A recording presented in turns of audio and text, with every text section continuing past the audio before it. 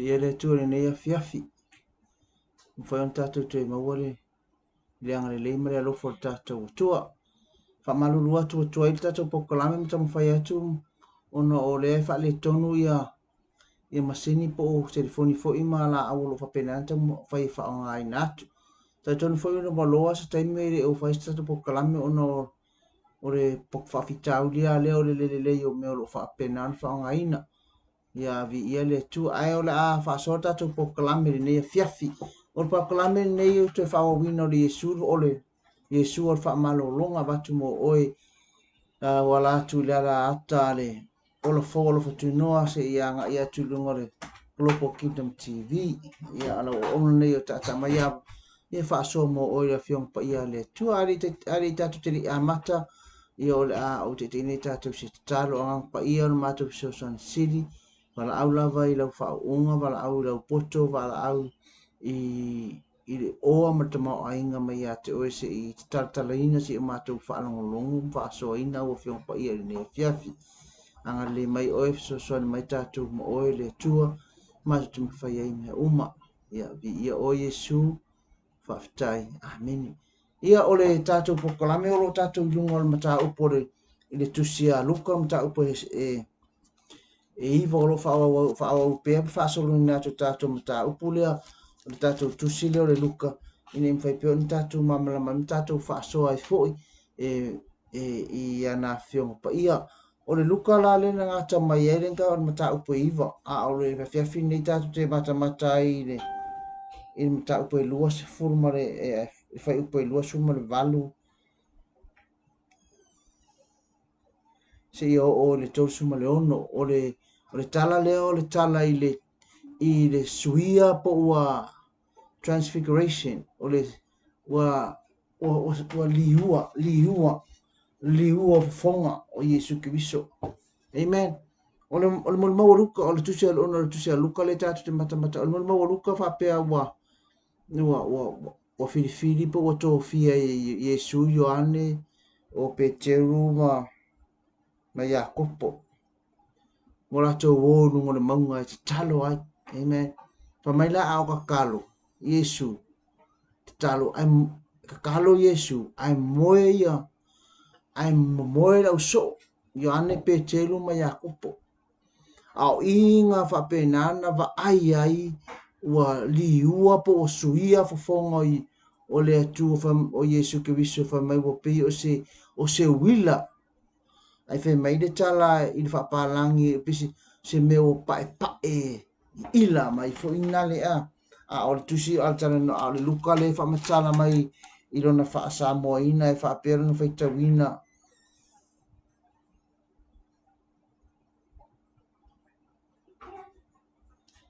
o mata upu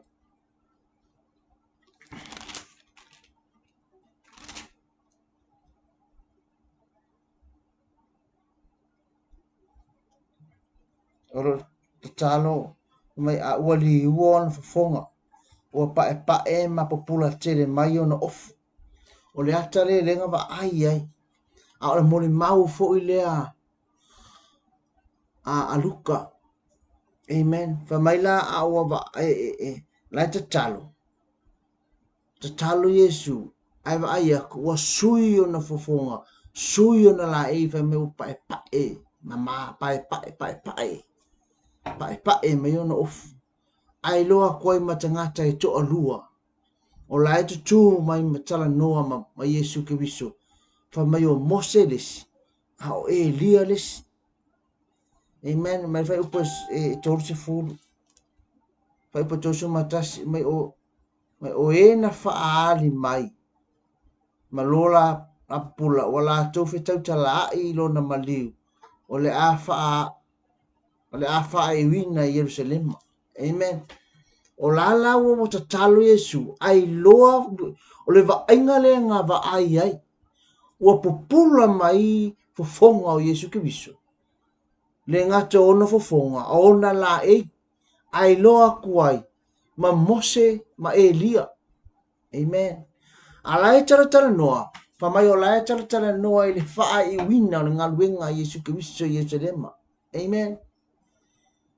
ole o le mea le kau mo moli mai i le tala lea. O le o Yesu ke viso ua o Yesu ke viso po ua whaailoa e Yesu ke viso lona i tua po lona mamalu. Wa ia Yesu i lona mamalu. Amen. Wa whaailoa e Yesu i ona sope ale maka ale mea e rangona ai le whanonoa. A o ia Yesu i te talo. Ai whai mai, o lai mo moe ona so. Le lai ke ia koe pekeru wha ai loa koe pekeru. O lai ko ku ma Yesu, i ma Elia, ma Mose. Ai oso menanga, ma mai ea. Na ama ko whaia la se whale mo, whaini whale se kolu. Whaini whale se toru i ka ko ngofa i ngona monga nei. O oe le se whale, o Mose le se whale, o Elia le se whale. Ma koe le malama. Pe teru le mele tupu. Amen. O le mea fo ngai le anga i tātou. Lo kako o le mama lama. Ai oso vale. Me ngai le inga tupu fe misa inga. E tupu fo fe te na inga i te tongu se mea. Ono le mea le ka o le misunderstanding. O le mama lama. E lo aku kala. E le lo Yesu pola le mene kala ngo ai langa ile o mama lama. Asea langa le sa moe. Amen. A le mea le angai. Moe le keimi o le ma. Iei o le mamalu o le atua. Amen. Moe le keimi o lawa ia Yesu i lona mamalu. So, o le aka fo ngā po se mele kau moli mo oe moa o le afiafi nei. Awangi o kako whakamala i le keimi i ele mamalu o le atua. Amen. Awangi o kako whakamala i le keimi ua iai le mamalu o le atua i se mea. To tono le teimi o sauninga, tono o lau ainga, teimi o lau sa ilinga, nanga iei keimi kako ki whaafai vai ai, a o i ngā lai sau o ile kua se e wha e sa wa Yesu e wha ali longa mamalu ia te oi. Amen. A le kalala le o le wa ai aku, o le ko kuu mai, o Mose ma Elia, la tala noa ma Yesu ke viso. O le mele ka mo o la tala noa ia Mose, la tala noa le tu la fongo, po la tala noa le Torah. I le tuspa ia e peru o lo ia ile vaenga e ta o le Torah. Torah la o le tusi e lima a Mose. Le iei ke nese e soto le vitito numero te nome. Tusi na le ta ue fa le ta ko ki ka oinga o tusi a Mose. O i la le tusi le a Mose ta ua tusi a Mose ile tusi pa ia e peru e fa ingo le Torah. Amen. Ai o lo tu la i mai fa mai le ngata o Mose ala ku mai fo i ma Elia la tala noa i perfecta le tusia perfecta. Amen. O le mea le kalango aile ia Mose ma Elia ma Yesu. O le ua tala noa i le fulfillment o le whenga tuai. O le i le tula fono ma le valo anga perfecta. Amen. Le wa au mai ai, le wa pena ona whaatau uina Yesu Kristo. Le tangata lea, le tala noa i Mose, le tangata lea, le tala noa i Elia, tala noa i Elia, le tala noa i tusia perfecta. Prophets. Amen. A ole mea le kalangoa ai, le kalangoa i le te apo le ave ese hina o Yesu, po le whaatau uina, o le ave ese hina o Yesu le lalolangi, ai koe ave le langi. Amen. I wo whaatau uina po kalame a le atua. Amen. Au inga ale meren ave Yesu lo wali ia nga ave iane pe telu ma Yakopo na ave lungo le monga. Amen. Au ina foi nga ave ye le atua Mose fa ai loa aile mamalu le akua ile la au fa mai e mumu ai le fa umatia. O inganga va ai Mose le mamalu le atua fa mai ele mafainga pa ai ave ese au se vai ese a leanga e pa ia le mea le te tu wai. Amen.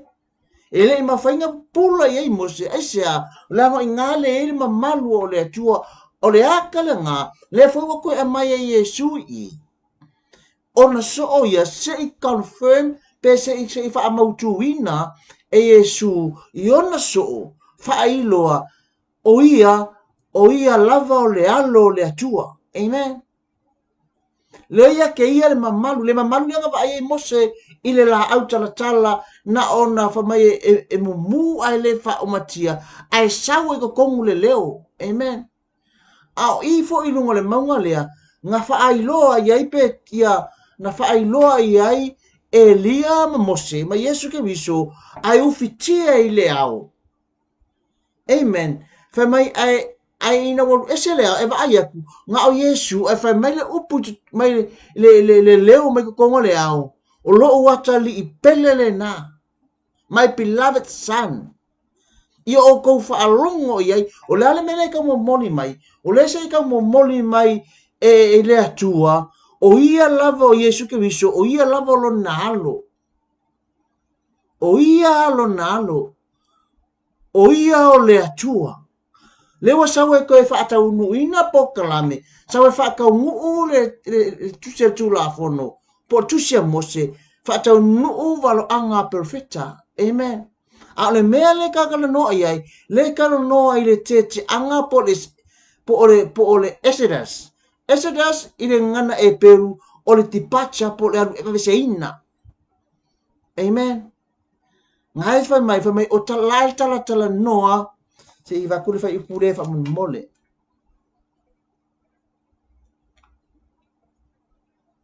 E patosu mai lua. A ua moe ngase peteru. Ma ua whaatasi. Mose ma ufaali mai o ile pula ma la tau fitau talai. Ma ua la tau fitau talai i lona maliu. O le a fai i wina Jerusalema. Amen. O inga la tau fa matala fa mai. O la fitau talai. Ile fai i wina fitau talai i lona maliu. O le a fai i wina i Jerusalema. O inga o le tala no ai Yesu o Mose ma Elia po le tala no ai le tusia a kenese e so kle tutu numero tutu nome ma tusia o perfecta o i tusia o perfecta la tala no ile faata unuina o le ave eseina o Yesu Kristo. Amen. Po o le Exodus po ti pacha po wala o le kaimi o le akoe ave ile atali o tangata. Amen. Le atali o le atua. Le fa mai o lo wata li pele le na. My beloved son. Ai sawa ko fa mai ia o tau fa longo ia te ia o tau sta ia te ia. O le ka momoli mai ina ia mafai o na ngoto le loto tangata. O ia Yesu ke viso, o ia o le alo le atua. Amen. A lea la alu e whaakau ngule po kalame nga au mai e lea kua, o nga koe whaafo i lea i lona mamalu. Amen. Ai whaailoa i la wali ia, lai whaailoa i ua iai Yesu i lona mamalu. A ole mamalu lea, e le mawhai o na whaai uina, pe a le o i le mea tau o le restoration, po le whaatula ina, whaatuina. Amen. Leanga o le kou fru Yesu i le maliu. O le la anga Yesu i ti ngā. Passions. Ti ngā. Le la alu e sasa. Le ao o le keimi e whaatau nuu ai le taulanga. Amen. Le la ao o le keimi e sasa ai ma ave e whaasatau ina. Amen. Mana tuola tala noa le tusia a esoto. Lai tala noa ai whai mai ole mā moe na te ave ese ina ngā sala le larolangi. Lai tala noa e tusia wha a perfecta. A ole mā moe lea, lea sa whasia i le taimi o le pass over po le taimi o le Exodus. Ane nuo Israelu. Wala o le keimi o ese nuo Israelu. Mai to tonu ai ko pito le wha mai ai. Fasi le mā moe i folona toto. Ua whapenana vali e la au whaalava o le whaatitoa, o le ata, o le whaaola tanga Yesu Kiriso i le tangata Israelu. O le keimi e ave ese ina mai e le tangata po le ata lii po le whanau le atua mai le polonga. Amen. Lea la e kala ngoa i le tusi a esoto, tala noa i le tusi a lewe kiko. Me o taulanga o le angasala. Amen.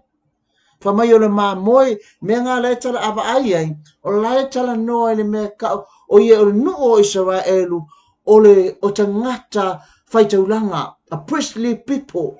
Amen. Le ngata foi o te ngata whaitaulanga, a o te ngata pa ia. Amen. Ai va ai tu se so tamta o poiono, lai tala no me o ave se ina mai oto. Ina ia fa pa ia ina oto. Se ia whaailoa ai le mamalu o le atua inu ese. Amen. O le mea ngā le e momoli mai e mose. O le kau a mai o Yesu ke riso lea o le maa moe le anga fasi. Le maa moe le anga wha maa ngalo aia le anga ave ese ina mai le nu o Israel. O le ata lea. O le mea la a whaia Yesu ke riso. Le la a folifo. Le la a tapena Yesu ke riso. E maliu lunga sa tauro. E ave ese ina mai tātou mai le roloto le ansala. Amen. Nga ave ese ina mai Israelu mai le polonga ma le pure sawa ai kupito. A oi kako, wata pena Yesu ke viso o o le taulanga le atua whamai o ane, wha auta te mai maa moia le atua nate ave ese ina nga sala le aolangi. O le mena, sa kako polonga ai, sa kako vai ai, sa wha penana tātou to i lalo ai, a ua ka penga Yesu ke viso, lo tātou wha ese ina, te pacha po le upo le ngana e peu o le Exodus. Amen. Wa wha ese ina i tātou ma le lalolangi. Amen. A tara noa mai le tusia e perfecta, wha mai o ia fo ia te mai maa moe, wa taita ina, wa pei fo o ia o sta mai maa moe, ua taita ina, e sele ona fulfulu. Amen. Ngai tala no ai fa mai ona fa lava e malolo ai tātou o le ale mele tala no e lai tala no ai le taulanga wata le sauni Yesu ke viso e fa tau nuu po lai tala no ai le me tau o le Mesia. Amen. O le Mesia le ngana e peru e tutusa le leia ma le ngana e lenge ka o le Christos. Christos po le Christ le fa palang o le Christ pe fasa moe ka ko o le Keriso e tutusa le leilo na winga mai le ngana e pelu o le Mesia po le Messiah, the anointed one, o le tangata ua faa wina, o le tangata ua filifilia, the chosen one, le ngata the chosen one or the anointed one. O le mea langa le ngā lei o ngā saule au, a pia mai le au, alu ese me e ku mai e su a saule o fa mai, o ia o lo o watali pele. He is my chosen son. Amen. O le mea langa le ka mo fe, le tala noa ia i le fe perfecta. La tala noa o Yesu ke viso o ia o le Mesia, po o le the chosen one, ai confirm mai le si ufafonga mai le lang. O ia o le Mesia. O ia o le Keriso. O le upu Keriso e tutusa le lei ma le upu Mesia, the anointed one or the chosen one. Amen. Ai a whaongara le upu e ta o le anointed. O le whaunga, o le whauuina, e sauma le upu whau.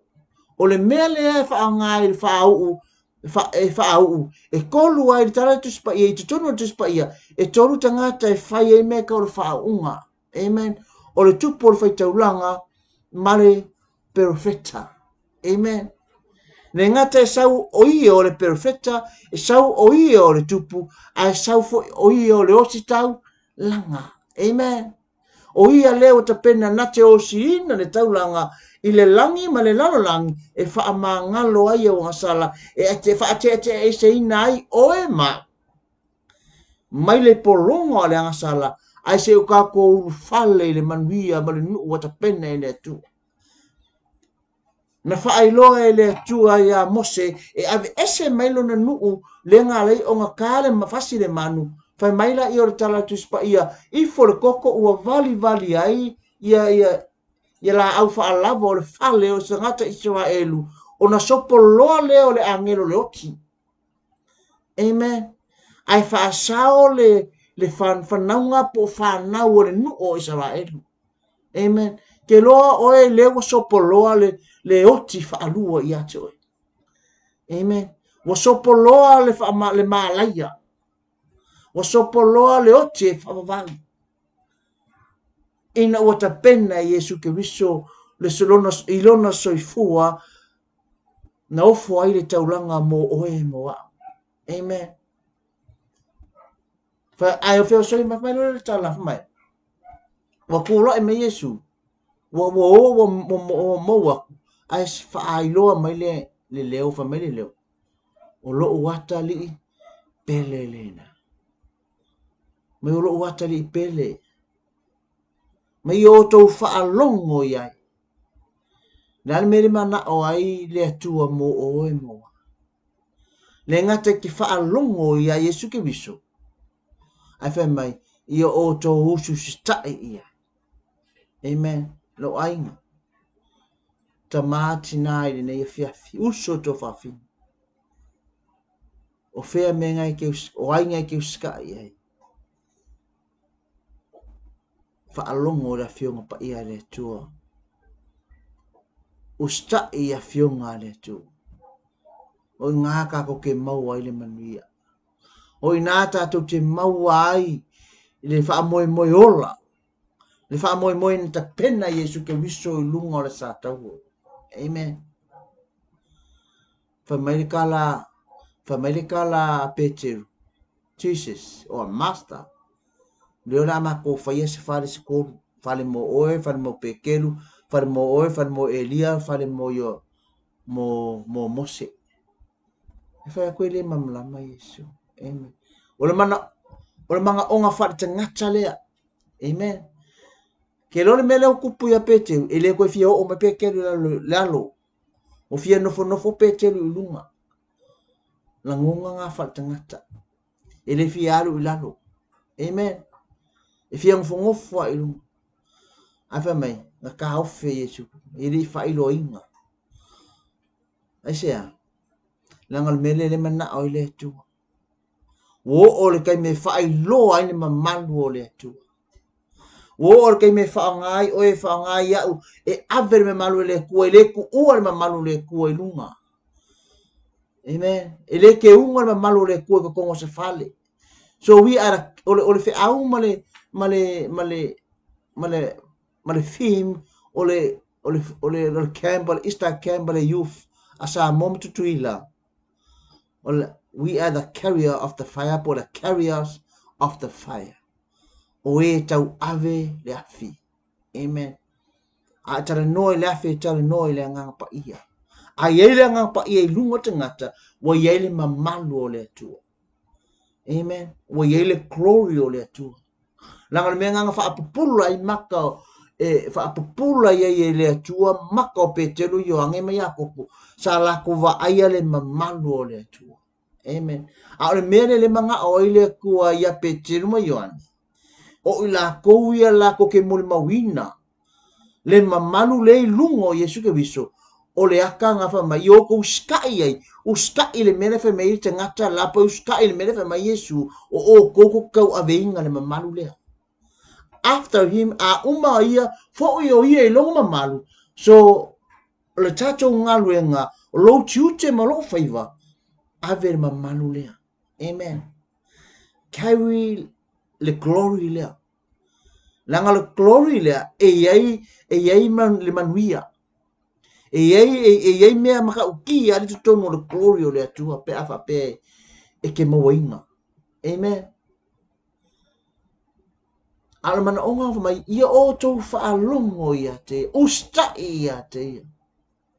A wale whaiaro loko. Lani meu whekalai e toi lea tua ia te oi. Ngā lue ai. Whaalongo ai, usta ia ai.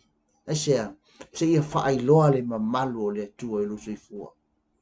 Nea ngau ka koe whaailoa inga le mamalu o lea tua le laro langu. Amen. Nea whametau te spa ia, o tupu maosi taulanga i tātou. o whanau a le atua. So we are chosen. A ku u si ku whamai Yesu me le atua ia whamai le whetalainga po whafonga o le atua mai le langi o loo atali ina. I o tau whaalongo ia. Amen. Ai a tu si tu o la tara noa Yesu ilo nalo se i confirm pe kau wha loa i ona so e moni mea i e whetalai atu i ai. O le pokalame fo ia le atua nga au mai ai le te ngata leo Yesu ke wiso sau se i whatau nu ewa me whatau nu i whea whakau nuu ai tono Jerusalema. Ai ana le tau nuu mea ia e le whaailoa ina le mamalu o le atua i lunga o e ma. Ai sea ina ua ave se ina tātou o sala. Ua ave se ina i tātou po wati pat tātou from ave se ina i tātou mai le tino po ngalu po o to i lalo le sala. Amen. Ave se ina Israelu mai le polonga i to tono ai kupito.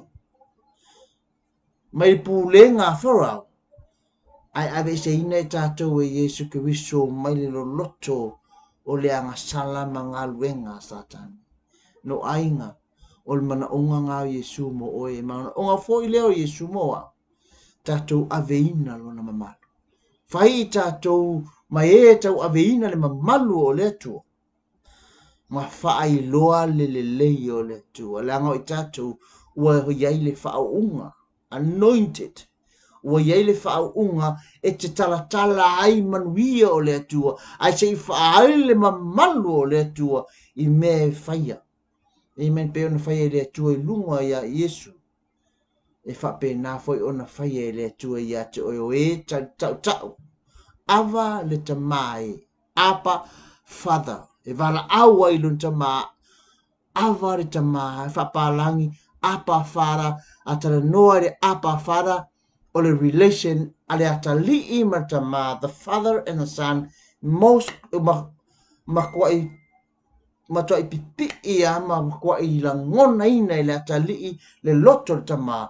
O le tamā fo i le loto le atali. So se mea lai whaieko i le atali. E whaie e tamā. Pei o le mea na whaie Yesu Kiriso i lon tamā. Ngā whaie fo i lon tamā. Ko e wakua i lon kamā. I lona mamaru. Whamere tala tuspa ia. O lo nofo nei o ia le tū tamatau o lo tātou ali i wha. I lo tātou atua. Ma whautua mo oe mo a. Amen.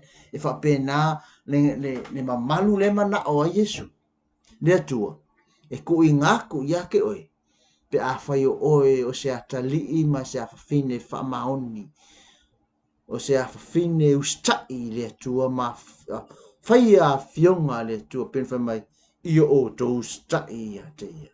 Amanuia mai le atua le nea whiawhi, tatamata upu nā por tātou whaasona nea whiawhi, o na o umar teimi whamanuia te le atua, no mātou atua, whaalau tele, whaalo loto o whionga i o mātou loto i o mātou la ngona fo i lo whetara i mai. Vi ia o Yesu, wha mangalo o mātou se, wha mangalo fo i o mātou leang. Wha manui atu so se tase o whaalongolongo mai ni whaasoa.